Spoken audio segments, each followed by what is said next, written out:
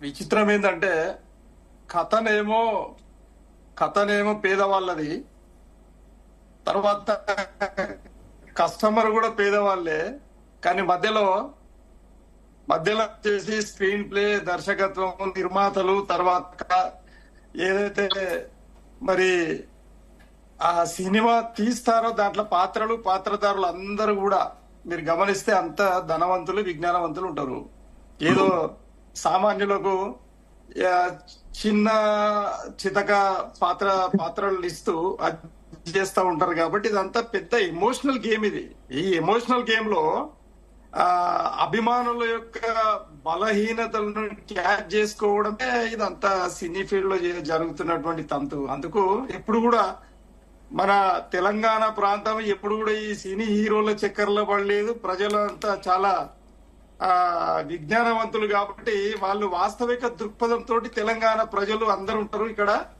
కానీ ఈరోజు ఆంధ్ర ప్రాంత ప్రజలు పాపము వాళ్ళు ఎప్పుడు కూడా సినీ మత్తులోనే ఉండిపోయి ఇక వాళ్ళే తమ హీరోలుగా, వాళ్ళే తమ జీవితంగా అనువదించుకొని ఉంటారు. కాబట్టి మరి వాళ్ళను ఒక కన్నబిడ్డలాగా చూసుకోవాల్సిన అవసరం హీరోలకు, నిర్మాతలకు, దర్శకత్వానికి అంటే మొత్తం టీం కు ఉండాల్సిన అవసరం ఉంది.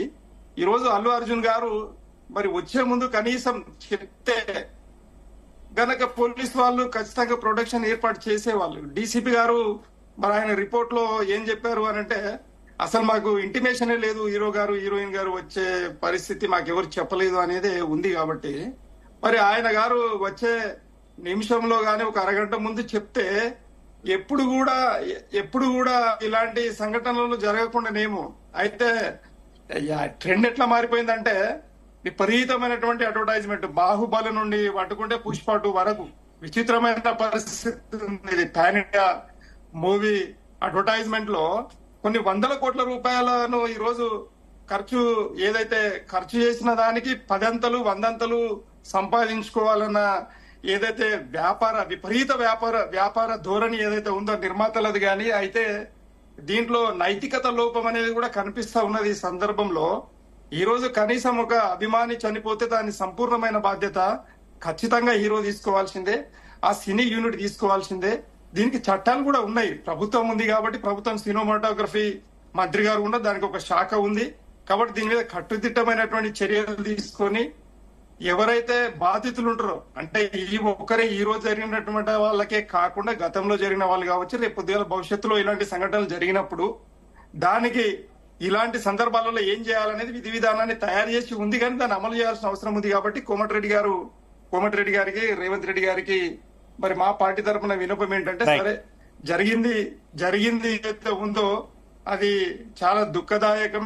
ఎందుకనంటే వాళ్ళు పాపం ఎమోషన్ లో వీళ్ళు వస్తున్న సందర్భంలో మరి ఆ తాకిడికి తట్టుకోలేని అభిమానులు ఉంటారు. కాబట్టి ఆ తొక్కిస్తలాటలు కనీసం ఆ అబ్బాయి ఇప్పుడు జీవన్మరణ స్థితిలో ఉన్నారు, కిమ్స్ హాస్పిటల్లో ఉన్నారు అని అంటున్నారు. కాబట్టి మరి కనీసం వాళ్ళని పరామర్శించే స్థాయి కూడా మరి హీరోలకు, సినీ ఫీల్డ్ లో ఉన్నటువంటి అంటే ఆ సినిమా తీసిన యూనిట్ వాళ్ళకు ఉండాల్సిన బాధ్యత ఉంది. అట్లనే ఇప్పుడు ఈ పరిస్థితి ఎట్లా ఉన్నదని అంటే, నిజంగా కూడా ఎమోషన్ గేమ్ లో బాధితులు ఎవరు, కస్టమర్స్ ఎవరు అన్నప్పుడు కస్టమర్ చట్టాలను దీనికి విధించాల్సిన అవసరం ఉంది. అభిమానులకు ఎవరైతే సినీ ఫీల్డ్ లో ఉన్నటువంటి సినిమాలు చూసే వాళ్ళకి, ఎందుకంటే 100 రూపాయల టికెట్ ఈ రోజు 1000 రూపాయలకి ఎట్లా అమ్ముతారండి? ఈ రోజు దేశవ్యాప్తంగా దీని మీద దాని టికెట్ వాల్యూ పెంచారు. ఎందుకు పెంచారు? 100 రూపాయల టికెట్ అంటే సామాన్యునికి అందనంత దూరంలో ఈ రోజు 500 రూపాయల టికెట్ కొనలేని పరిస్థితి ఉంటుంది సామాన్యుడు.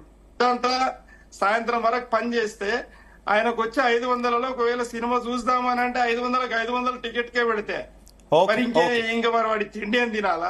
ఓకే విజయార్య గారు, కంటిన్యూ చేద్దాం. మనకి మిగిలిన గెస్ట్లు కూడా ఉన్నారు కదా, ఒకసారి వాళ్ళ అభిప్రాయాలు కూడా తీసుకొని మళ్ళీ మీ దగ్గరకు వస్తాం.